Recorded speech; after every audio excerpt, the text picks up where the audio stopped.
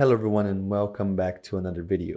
You most likely already know that for you to bridge, for example, your tokens from BSC to Avalanche or from Ethereum all the way to Phantom, from any chain to any other chain, if you're not using a centralized exchange, most likely you will have to use a bridge.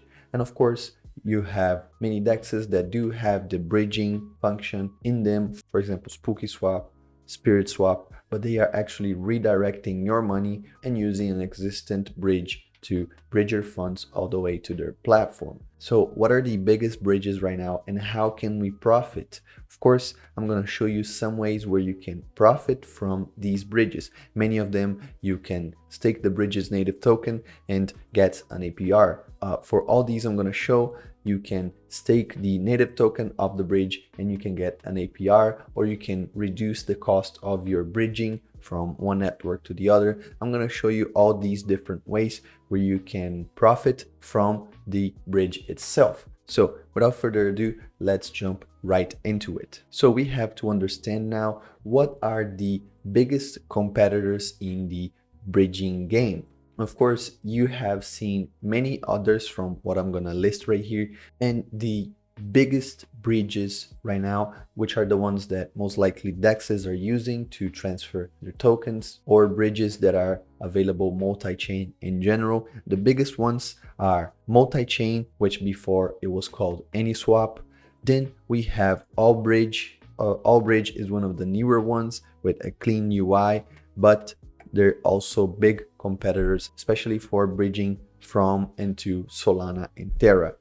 Then we have Elk, which I use and I've used plenty of times here in this channel, which is not an actual bridge, but it is a DEX that provides liquidity between chains, and using the Elk token, you can transfer your funds from one chain to the other. Then we have Synapse Bridge. And then last but not least, we have Wormhole, which has a bunch of apps that are connected to each other. So we have Portal, which is the bridge. We also have Lido. We have many others that do have this bridging system. So considering all of these, of course, there are many others like C-Bridge and plenty of other bridges that you might have heard of, but these are the biggest players right now. But what we're going to be looking at today is how many of those actually offer you a place where you can farm these native tokens, or a place where you can stake these native tokens to get a passive income. So unfortunately, Wormhole doesn't have these sort of things, so we're going to take it out of the table. And the first one we're going to be looking at is actually Allbridge. Before we look at the actual pool, we can see right here on DeFi Llama that they have a total value locked of $356 million. And you can see the majority of it is on the Ethereum network with 300 million. Then we have Solana and BSC coming right after. Of course, then we have Terra, Polygon, and Avalanche. And you can see the value keeps dropping more and more. And now they're actually on a downtrend, but it doesn't mean that they are not good and they don't have a nice farm. So let's go to their website, which is allbridge.io. When you see right here, of course, this is a nice looking UI, but pretty much the same for every bridge. You have your chain from where you're going to start, and you have the destination chain, which of course you can see here on Allbridge. They have a bunch for you to choose from. So let's say Avalanche to Harmony, and you can choose the asset, but the majority of the time you won't have a bunch of assets to bridge. So what you have to do is you have to bridge their native token, which is ABR. If, for example, we choose Binance Smart Chain for the destination, we can see that we have other choices. Of course, if these networks are more compatible, you will have way more choices. So like, for example, let's see right here, we don't have anything. Let's try ETH to BSC. Let's see what we have. See, we have way more for us to choose from. See, of course, many of these assets, it will say assets not support yet. So the majority of the time you end up having to bridge their native token, ABR. And of course, this has its own limitation. For example, if you bridge this ABR from ETH to Binance Smart Chain, and on Binance, you don't have any BNB to pay for gas fees, you will have a token but you won't be able to swap it for anything or to do anything with it just because you don't have the gas fee token, which is BNB for the Binance Smart Chain. But we're not going to be talking about it. If you want to know how to bridge to the majority of the bridges, even if you don't have the gas fees token on the destination network, you can click right here on the top right corner where I show you how to use Elk Finance for this specific reason. But we're here to check the staking rewards. So if we go to stake, you can see right here, stake ABR to reduce your bridge fee and earn more ABR. So you're going to be doing two things. You're going to be reducing the amount of money you have to pay in taxes to bridge, which usually, depending from where to where you're bridging, it might be very expensive because, for example, I don't know, but I think, for example, if you want to go from Avalanche all the way to Heco, I think it will be more expensive, for example, than to go from Binance Smart Chain to Phantom, just because. So you stake your ABR right here and you get X ABR, and this X ABR, then you can sell it back to ABR. But by staking ABR in this pool on the Avalanche ecosystem, you will get 86% APR. So if you're compounding, we're looking at a higher number. Of course, we can also choose another network. You can see right here for the Binance Smart Chain is not as much because they have a higher minted amount of ABR. On Aurora is 101%. On CeeLo, it is 110%. On Phantom, it is 118, and so on and so forth. You can see how on other networks it might be better or worse to stake your ABR there instead of on, for example, Solana. Let's see Terra. Terra has 100% APR. So this right here is farm number one. You can reduce your bridging fees and also earn more ABR. Of course, if you are bullish on Allbridge, then this is a good thing for you because you're going to be growing your market share in ABR. And if ABR grows in price, then you will profit a lot, not only by farming, but also from the growth of the market cap. Now, let's go to Elk. Elk, you can see it is a baby compared to Allbridge and compared to any other that we're going to see today. Elk only has $14 million, $15 million almost. And you can see that since September, they started flying. You can see before they didn't have anything. They were just on Polygon and Phantom and Avalanche.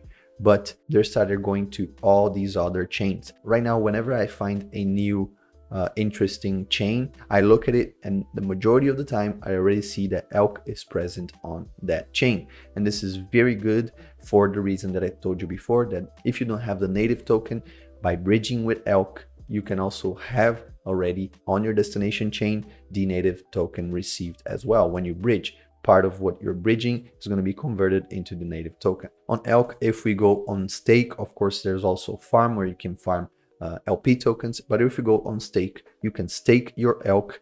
And again, this APR changes based on your current network. So for example, for Avalanche, it's pretty much paying you 30% APR for you to stake your Elk. You have some fees if you withdraw in 1 hour, 1 week, 1 month, or after 1 month. So let's say, for example, instead of going to Avalanche, we go to Phantom. You can see already the amount went up. Your APR is almost 57%. Let's check out another. For example, if we go to Gnosis, then we have an APR of 64.75%. So you can see how this might be favorable for you to bridge some of your Elk, which you're going to be already using. So you bridge some of the Elk to one of these minor chains. And what you're doing, you're basically incentivizing and providing liquidity for people who wants to bridge their Elk or who wants to bridge their tokens to these smaller networks while also getting the rewards. And of course, I am very bullish on Elk. I've been using Elk since September, I think early September. So Elk is one of my go-tos for bridging and now also for staking. Then we have Synapse. Synapse, again, one of the big boys. You can go right here and see they almost have $1 billion in TVL, and you can see that the biggest size is on AVAX. So they have AVAX being one of the biggest sizes, Arbitrum, Phantom, and BSC, very close one to each other. Very simple bridge. The thing is, you can swap a bunch, you can send a bunch of stable coins, which is great. So you can send from USDC to ETH or USDT or even GOM all the way to another network, which is crazy that you don't need to send the same coin from one place to the other. But let's take a look at these pools right here. And you can see that they have an astonishing amount already. They are already 1 billion here. On DeFi Llama was showing 900 million, but right here they are already at 1 million. And you can see how much they have bridged already, $5.8 billion. But let's take a look at these pools right here and the change APYs depending on the network that they are. So we have the Polygon pool paying you 15% APY and is only stablecoin. So we have NUSD, USDC, DAI, and USDT. We have ETH that for some reason is not loading on any chain. I don't know why. I can change my MetaMask and it's not going to change. Then we have the BSC paying you 10.8%, Phenom paying you 10.2%. Then we have Legacy Phenom, which is no longer available, I think because they took MEM out of the pool. And you can see all these APYs, they go up and down, but they're not as comparable as the previous two. But now we're going to talk about the big boy in the room. We're going to talk about Multichain. So if you don't know Multichain, they are basically the backbone router for the majority of bridges you can see on Avalanche, on Phenom. So they might have a bad looking UI, they might have a not so clean, not so detailed UI, but they are a backbone for a lot of things. And take a look at this beast. Multichain has $7.6 billion locked. And if we take a look right here, the majority of this is on Phenom. So 5.2 billion is actually on Phenom. Then we have 670,000 on Avalanche, then Ethereum, and Binance Smart Chain coming right after. And all of these are very Syscoin, poor guy, has $17,000 in total locked value. But you can see that they are expanding to more and more blockchains, more ecosystems. But if we take a look right here, we can see that we don't have anywhere to stake. There's no stake button, there's no farm button. The pools just show you how much there is, how much is the liquidity for each token on each network. So why am I showing you guys this? Well, because now you can buy the Multi token. See right here, this Multi token. If you already had any before they changed their name, they changed also the name of the token to Multi. You can swap your any to Multi 1-to-1. So with your Multi, what you can actually do right now is nothing. So why am I saying this? Because they are working on making a voting escrow Multi, so veMULTI. And what is it going to do is actually whoever stakes and locks their VE, locks their Multi, is going to get rewarded with fees from all the bridging. You can see right here, I'm going to leave this Blockmates post that they made, and this explains the thing very detailed. So Multi holders will be able to stake their Multi for vote escrowed Multi, veMULTI. Each week, the fees generated from the platform will be paid out to those who have locked their tokens. The more tokens you lock and the longer the duration, the greater your weekly rewards will be. What I love is that the plans are to pay out weekly rewards in USDC or any other stablecoin instead of the standard fluctuating price of incentivizing platform's native token. So what they're trying to do is basically do something like Curve, but for bridges. And this will be a game changer for Multi because the majority of people will be redirected to use Multichain for any bridges just because they will be incentivized to do so. And again, these guys are working with Andre, the creator of Elk Finance. You can see right here, there's a tweet saying, "Yo, Andre, what to do with Multi? Feels like I'm holding hot air." And Andre says, "Busy implementing VE3. Fees have been accumulating. They will all be distributed as soon as veMULTI is live." So you see, Andre is working on a bunch of stuff. He was working with Daniel Sesta. He was working on something on his own. And now he's also working with Multichain. So once we see this VE token, we can expect to receive a nice compensation for locking our Multi.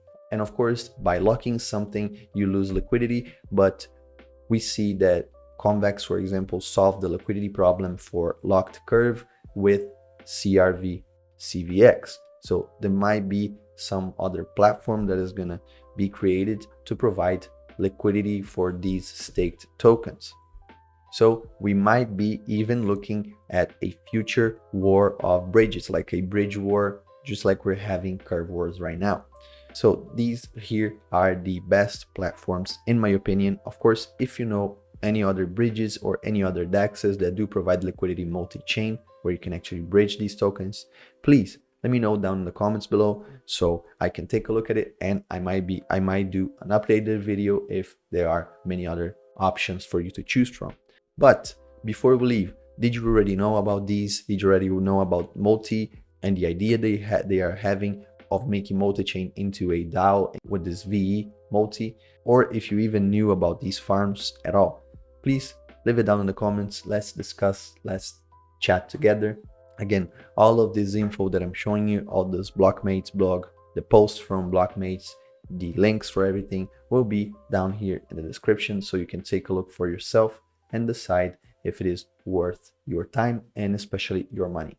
So anyways, I hope you guys enjoyed this video, and I'll catch you guys Monday for the live stream and for Monday's video. Have a nice rest of the day, and peace.